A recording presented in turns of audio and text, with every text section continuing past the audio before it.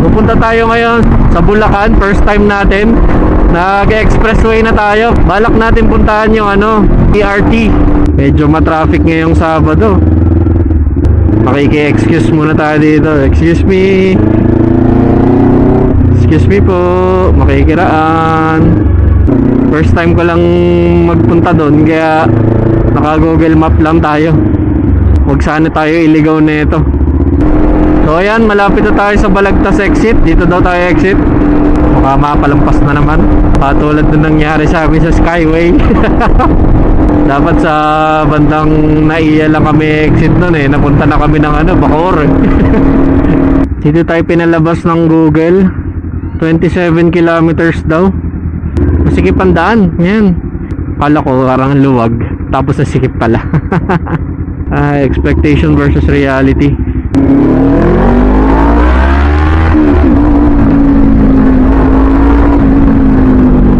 Overtake lang tayo ng konti para hindi tayo ma-stuck sa traffic. Lumalakas kasi sa gasto si Zoe kapag naiipit sa traffic eh. Medyo matipid pagka konting lang naman, konting overtake.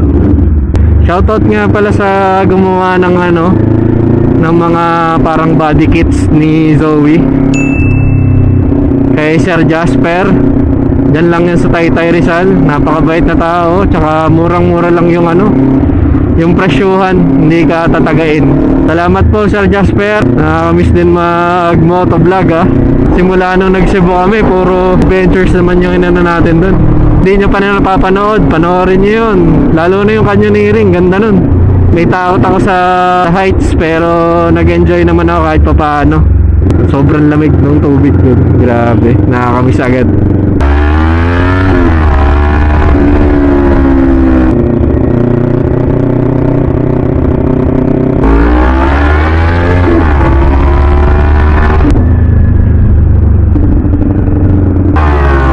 Ayos.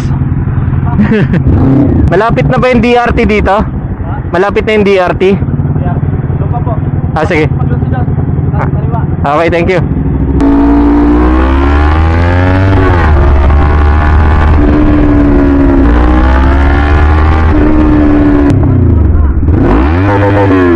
Nagpapabomba kasi, edi pinagbigyan. Helikabok. Wala pang tali ito. Pagka nalaglag, nako, parang napanood ko na to eh.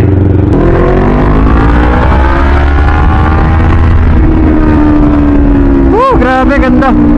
Di na naman nakikisama tong lagayan ko ng cellphone. 5.4 kilometers, 12 minutes.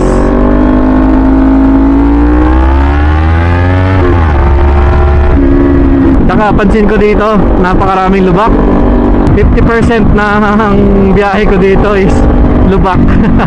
Nakatayo ako para hindi masira masyado yung shock. Buti na lang hindi ako gabi bumiyahe, kundi yari ako sa mga lubak na yan. Grabe, ganda. Okay siya, pwede kayo maligo dun. Ganda no? Kung medyo napabilis ka dyan, talagang talsik ka dyan eh. Lalim eh.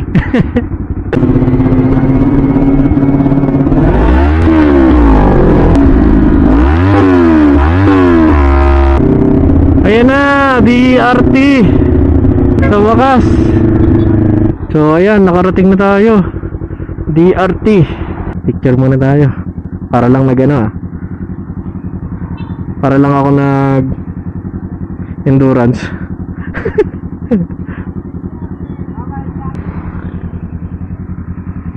Alright, merienda muna tayo. Nagugutom na ako, di pa katanghalian.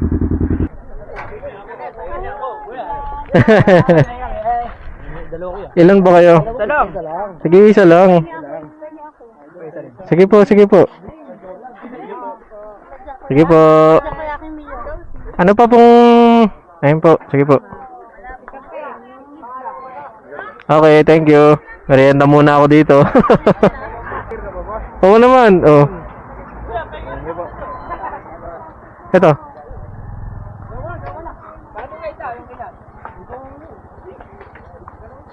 Yan, naubos na. Ano pa? Ito. Itong mahaba. Oh. Ito sir, mababa. First time ko lang dito eh. Ano bang mga magandang puntahan dito? So ayun, magtitingin-tingin na lang tayo dito ng ano, ng mga pwede nating puntahan. Ayan oh, Tungtong Falls. Saan yun? Sir, magandang hapon. Doon sa Tungtong Falls na yan, nilalakad po ba yun? Ano rin ng tour guide doon sir para makapunta doon. Ah, wow, ang ganda. May Mandala, Pangasinan, Siguro, at yung pinakamalapit talaga. Nako, dapat pala may dala akong panligo dito. Mukhang maganda nga oh. Halos lahat dito magaganda sir. Mm. Kung talaga na fresh water. So ito, pabalik na tayo. Kasi ang gaganda ng falls, ang problema, wala tayong dalang panligo. Sayang. Malapit lang daw from dun sa pinagparkingan ko papunta dun sa falls. Parang 3 minutes lang daw yata, nandun ka na. Tsaka may option na mag-overnight din dun. Meron na din silang mga ano dun, mga kubo. Ganda sana kung may dala akong damit eh. Kaso wala akong dala damit. Sana next time makabalik tayo dito. Tsaka makita natin yung talagang danong mga falls. Kasi ang dami daw eh. Parang 7 yata daw yung falls. Daming mga pwedeng puntahan. Akala ko pagdating dito sa DRT lang mismo na letters yung ano eh, yung pipicturean eh. Marami pa palang pwedeng puntahan dito. Explore lang muna tayo dito sa DRT. Pero sabi ni Kuya, ano daw to, paakit ng bundok. Sana makakita tayo kahit kapihan lang. Wow, ganda. Lamig pati dito oh. Ayos ah, may mga twist din. Ganda ng daan ah.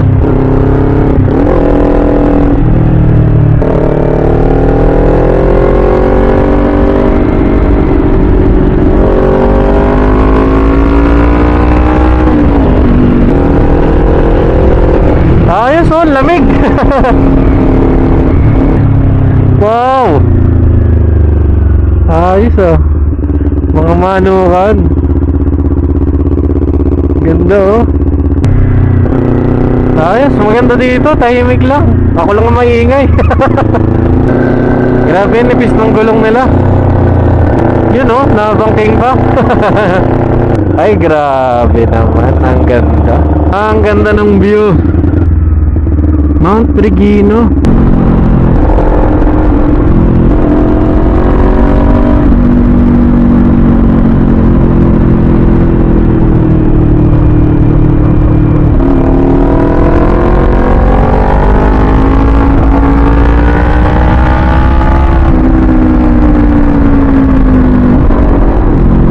Ay, grabe. Kala ko sobrang tarik. Uy. Delicates.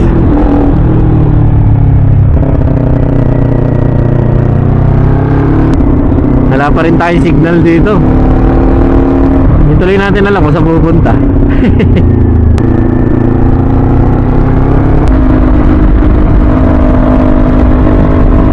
Ayos, grabe. Ang ganda ng daan.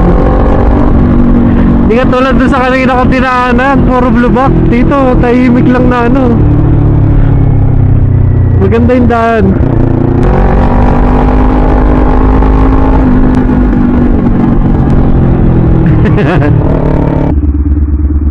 Pababa na tayo. Dreamland. Ano to? Where dreams are made. Oh, ayos yun ah. Ay, grabe. Ganda. Solid. Selfie viewing. Ayos ah. Pwede ba dito na lang tayo? Grabe. Ang ganda naman. Ayos. Nakaka-relax. Sige. Tambay tayo dito.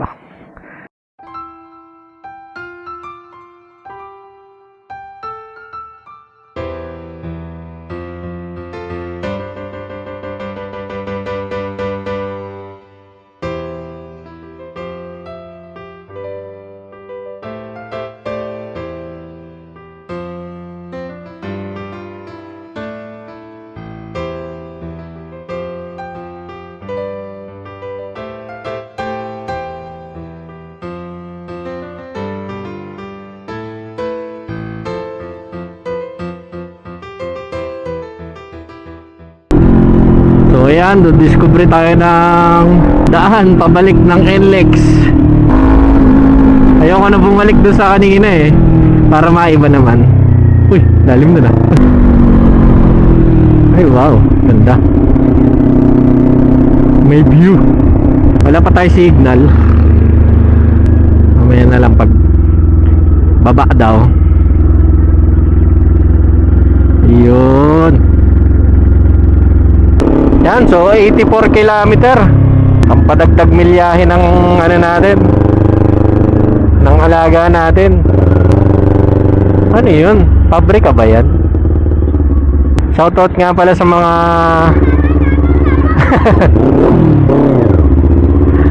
shoutout nga pala sa mga ano natin. Hindi tayo makapagsalita. Shoutout doon sa mga nakilala natin dito. Kahit solo ride tayo, kaya madami pa rin tayo nakilala. Babalik tayo dito, sama natin si Mrs. para ma-enjoy naman natin yung mga mga falls. Tapos try natin mag-overnight, ganon, kung paano ang outdoor setup para yon, solve na solve ang ating adventure. Ngayon kasi parang ang dating nag-survey lang tayo eh. Pero maganda experience. Medyo ang una ka lang na nandito sa Bulacan, yun nga, madaming lubak. Kung meron kayong tipong motor na maganda yung shop, yun yung ipang nyo dito, ipang motor nyo dito. Though hindi naman lahat ng parts ng Bulacan ganun yung daan. Katulad nito, medyo okay naman. Mga mapapa-adventure tayo nagkamali tayo ng daan ayoko nang bumalik. Di bali na mapatagal sa biyahe, enjoy naman mag-ride. Kinagandahan sa daan na ito, madaming dumadaan. Hindi ka matatakot eh. Pero kung walang dumadaan dito, tayo di ako dadaan dito. Mahirap na, baka maki-MJS tayo. Alala ko tuloy yung maangkas eh. Dito naman, wala naman yan. Ganda ng view. So relaxing. Kaya pala ang bagal niya. Ayun na ang sinasabi ko.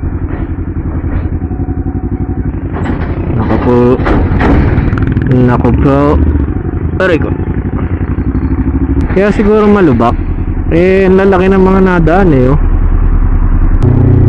Kung saan na naman tayo dinadala ni Google halo-halo eh. May aso na may lubak. I call this the Bulacan Challenge. Grabe.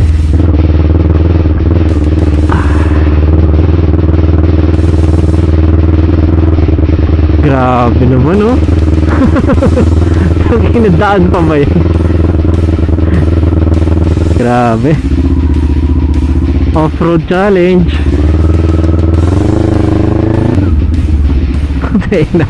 Daan pa ba to?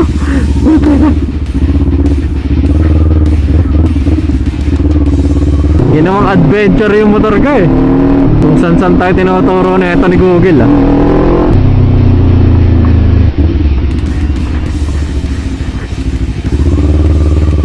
Hindi na ako natutuwa. Hintayin na ng mga daan. Hardcorean to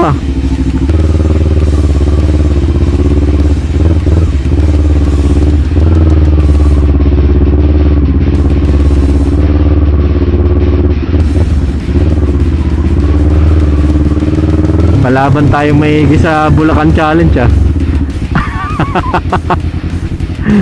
Ay dako.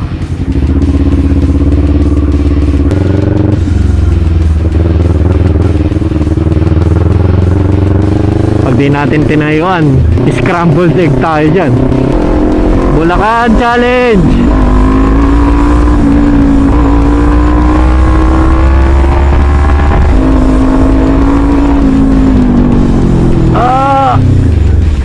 Puntak ina.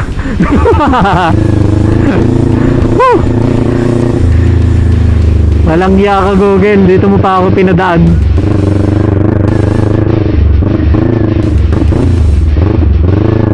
Alam mong hindi adventure tong dala ko eh. Saka ako nagkaganyan. Anyways, challenge accepted lang tayo.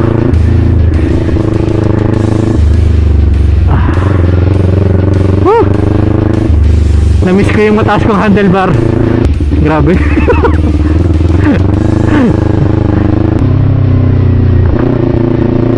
What a challenge.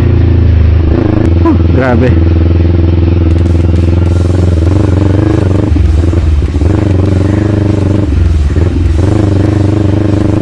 Ginawa niyo sa motor ko, ginawa niyong adventure.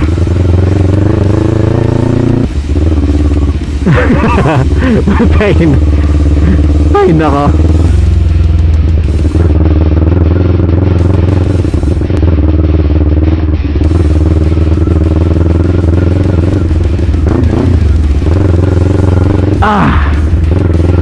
Sarap. Napaka-challenging nitong daan na to. Mukhang sapul ng sapul dun sa raro ko yun Nakakalimutan ko may ano pala ako, belly pad. Oh well. Yo. Oh, napahinga din. Salamat po. Ay puta na, di po pala. Grabe naman to.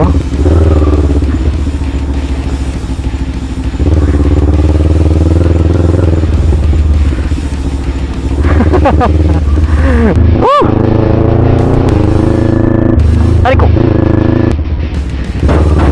Ay, galing. Uy, putay na gago. Palag-palag. Matindi.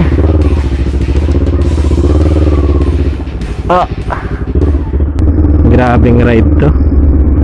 Akala ko asfalto. Lakas makabudol. Kanto ba mga kids? Putal talaga lilipad eh.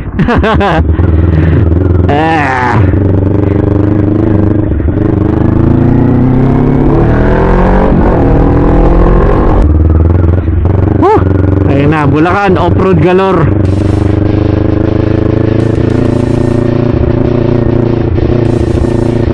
Excuse me po.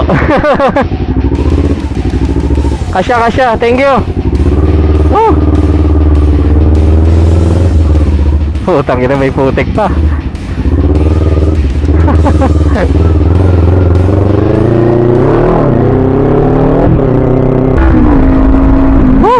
Ito pala yung bypass road.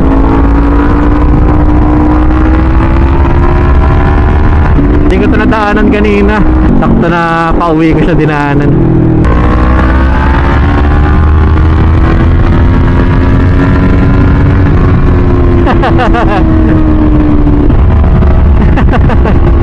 Teka, yung mapa ko. Dito lang makakarurot. Sisingitin ko ba? Oh, hindi. You know? Oh, tempting.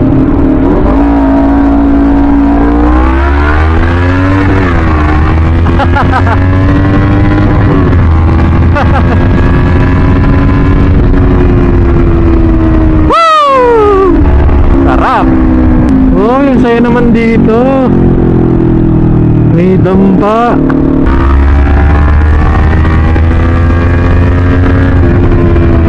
Sa tagal natin sa service road, nakapag expressway na ulit tayo. Hoy, basahin mo. Yay! So ayun guys, gabi na tayo makakauwi. Kung nagustuhan nyo tong video na ito, follow, like, and subscribe sa mga channel natin. Pakishare na rin yung mga video natin para naman mapanood ng mga iba nating mga tropa. So ayun lang. Ride safe and seize the day mga kaisla.